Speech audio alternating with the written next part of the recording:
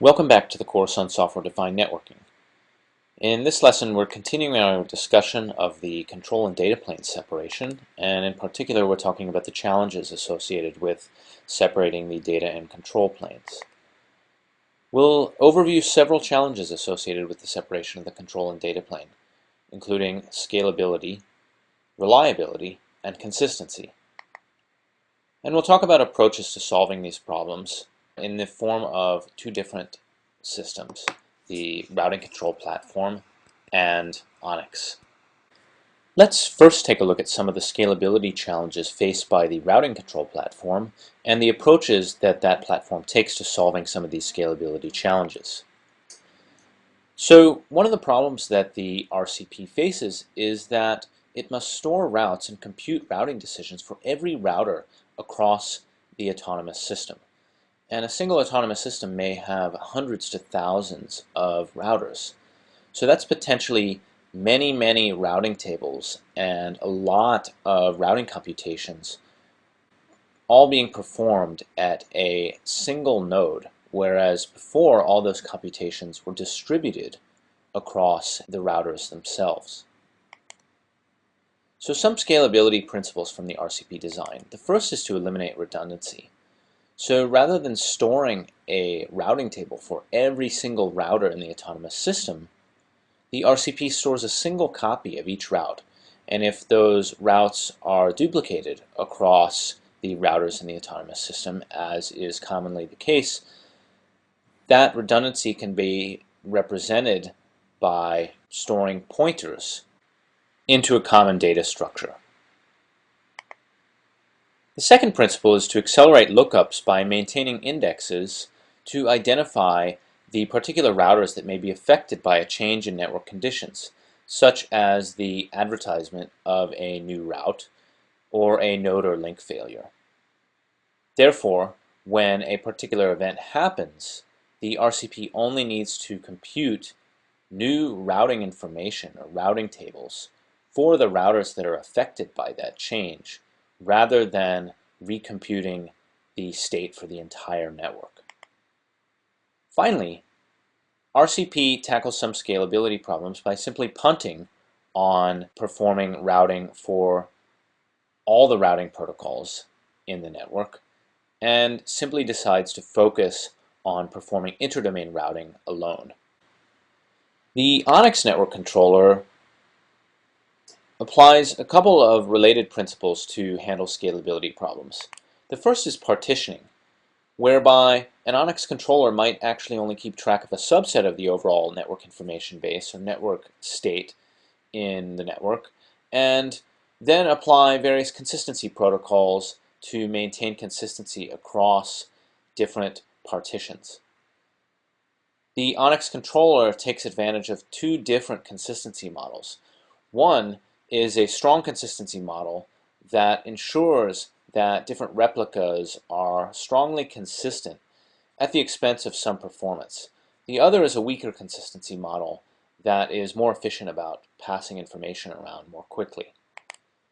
The second scalability principle is aggregation. So the ONNX design essentially describes the notion of a hierarchical set of controllers, such as, for example, having an ONNX controller for a department or a building across a larger enterprise network, and having a single super ONNX controller that effectively controls those subcontrollers for the overall domain. Let's now take a look at how these systems tackle a second challenge, that of reliability. So one particular approach to reliability is to simply replicate. So the RCP design advocates having a hot spare, whereby multiple identical RCP servers essentially run in parallel, and the backup or standby RCP could take over in the event that the primary fails. So the idea here is that the network would run independent replicas of the RCP, whereby each replica has its own feed of the routes from all the routers in the autonomous system. Now, if each replica receives the exact same inputs and runs the exact same routing algorithm, then it should be the case that the output or the resulting state that each of these RCPs would push back into the routers should be exactly the same because the inputs and the algorithm are exactly the same. So in the case of the hot spare approach, there's actually no need for a consistency protocol if both replicas always see the same information. There are potential consistency problems, however, if different replicas see different information. Let's see how that might be the case. So here are two RCPs. Let's suppose that they see different information and as a result compute different outcomes or desired routing table state for routers A and B in this autonomous system. So the RCP on the left might compute an egress route for router A that says use egress router D to reach a particular destination, and hence use router B as the next hop to reach the egress router D. Now similarly, the second RCP, the RCP on the right, might install conflicting state into router B that says use egress router C to reach that destination and use A as the next hop to reach the egress router C. Now you can see that if these two replicas install this respective state into routers A and B, then we have a forwarding loop between router A and router B, because in trying to reach that destination, router A is going to use the gold route to try to egress via router D, and router B is going to use the gray route to try to egress via router C. And when each of these routers receives the packets for that destination from its respective neighbor, it's just going to bounce the packets back and forth. So what we want is for route assignments to be consistent even in the presence of failures and partitions. Now we previously just said that if every RCP receives the same inputs and runs the same algorithm, then the output should be consistent. So we want some way to guarantee that. Now fortunately, a flooding-based internal gateway protocol, such as OSPF or ISIS, as we've learned in our networking course, essentially means that each one of these replicas already knows which partitions it's connected to. Because if the RCP is participating in the intra-domain routing protocol, or the IGP, then it sees the full link state of that partition. And that information that it receives is enough to make sure that the RCP only computes routing table information or routing state for the routers in the partition for which it's connected. And that alone is enough to guarantee correctness. Let's see why. Let's suppose that we have a network partition where the routers in partition 1 can't see or can't forward traffic to the routers in partition 2, and vice versa. Now in this case, the solution would be to have that single RCP only use state from the routers in each one of these partitions in assigning routes.